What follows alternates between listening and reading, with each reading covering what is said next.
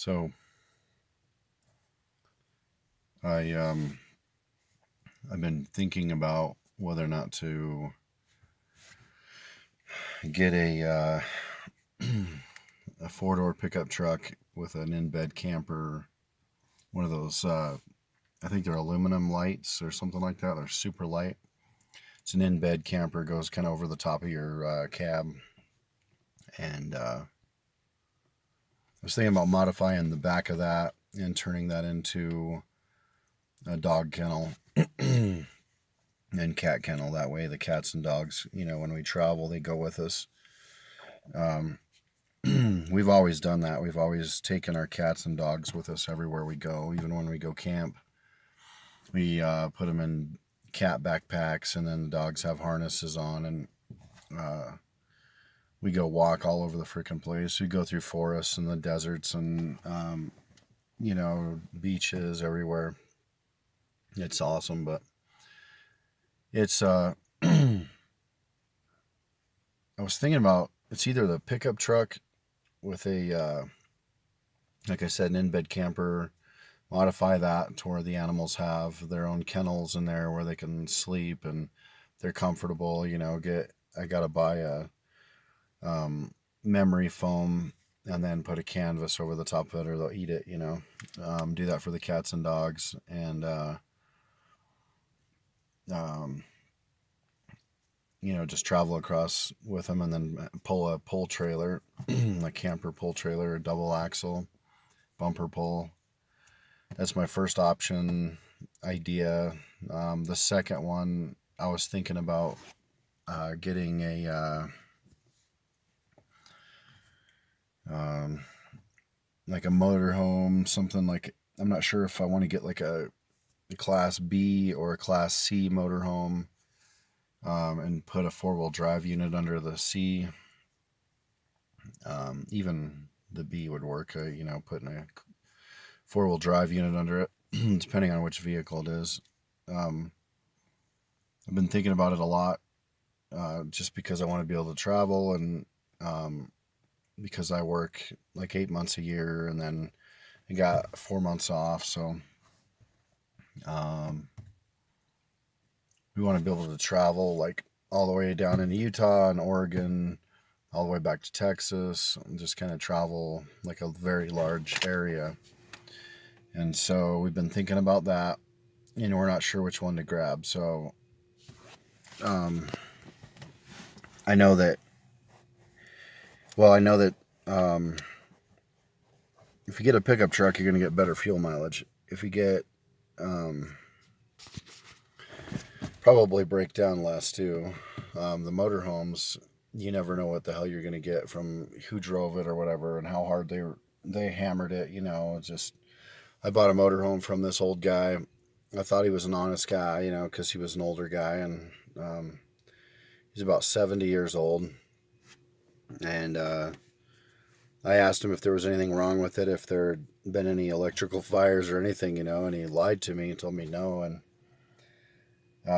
the vehicle was cheap, though, I mean, he's like, I don't need the money. I just want it off my property. And so for a couple grand, it was a 79 Ford. I was like, all right. And it slept like 8 people, it was a small, it had a 400 in it. And I took it and paid it. And then I pulled let me see, I pulled the refrigerator out because it wasn't working. And the guy was shorter. He was like 5'5", and I'm 5'11". So there was a wood piece like this where I couldn't see. It was down here by my jaw. Well, as soon as I pulled it back and I was working on the electrical, I noticed that it caught fire. And I mentioned it to the guy, and he said, "Yeah, I know." And I said, "Well, you told me there was no electrical fires, And he's like, "Ah, it wasn't that big of a deal." He said, "Didn't burn the fucker down." And I was like, "That's not the point, It'd be nice if you would have told me, because if I would have been running it to another state or something, I mean, could it have caught fire and burned down? Probably. I don't know. Could have. Um, yeah, but the entire backside, man, there was like 3 foot by 3 foot had burnt through the camper, like literally burnt the freaking wood. and you could see the where it had gone into the insulation but died out. I don't know if someone sprayed it out or if it just died out on its own, but it was like, wow. So, I mean, you never know who's going to lie to you about whatever. And I went to college for automotive, so I'm pretty sure, uh, and working on vehicles along a lot um, through my life, I think I could pretty much put together what I need to put together. So, um, I'm thinking about doing a motorhome for a bunch of reasons. You get worse fuel mileage, but the good thing about if you buy, like, let's say you buy a 70s or an 80s motorhome, you're gonna pay like under probably under $5,000 for it in a nice one, and you can put a new engine in it, new transmission, you know, anything pretty much that you need. You could fix it up really, really nice for another 5,000. Um, for under 5,000, depending on where you go to buy the engine, the transmission, and get brakes done, get tires, everything like that. Depending on there's a lot of depends, on that. So if you're gonna if you buy junk, you're gonna get junk. So, but there's some really good. Um, I've seen some really good deals on engines and transmissions. So, but anyway, um, I know some people that they do upholstery and everything, and I could even have them do the inside, so that it was a little bit more comfortable. Bring in a specific bed, like you know the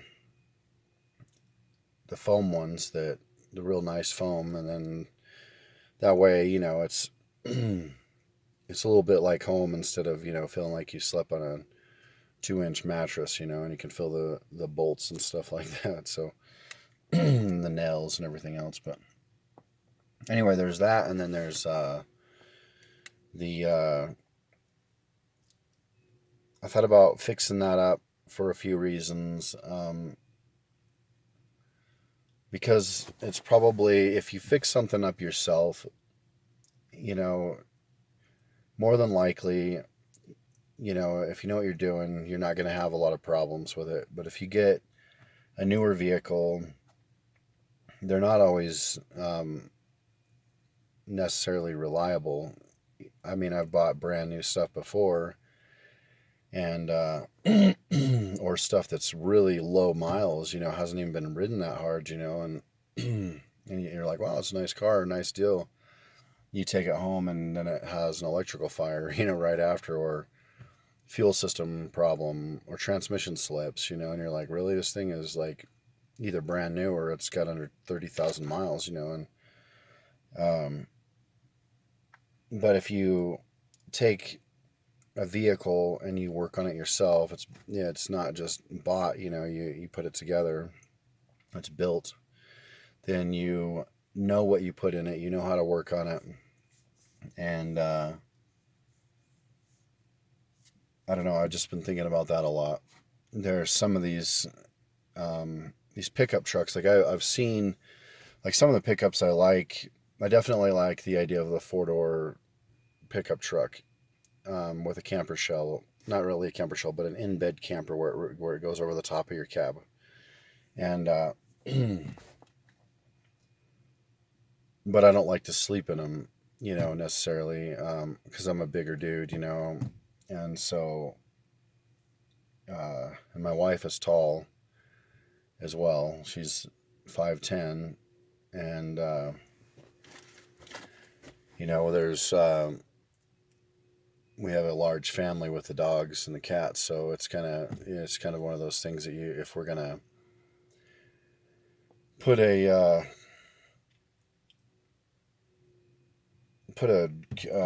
vehicle together for camping and traveling, it would be something that's not going to cost us an arm and a leg. I've been looking, man. And I was hoping maybe some of you guys could give me some ideas. I look online all the freaking time, and then I do research, and I look up, what the problems were for that year, did it have excessive whatever problem, and so once you figure all that out, you can, um, yeah, you can kind of you can put stuff together, and that way you don't have. I didn't do any research. Every time I don't do research on a vehicle, and it was always a brand new damn thing, it ended up with an issue. Like I bought a Ford car, and the transmission went out on it. I bought a GMC electrical fire. I bought a truck, a Ford truck. The fuel system went out on it. We had a Dodge, and the freaking the besides the brake problems, and we ended up having some fuel problems with that one. And it's just the only trucks that we haven't had is the Chevy and a Toyota and a big Nissan. And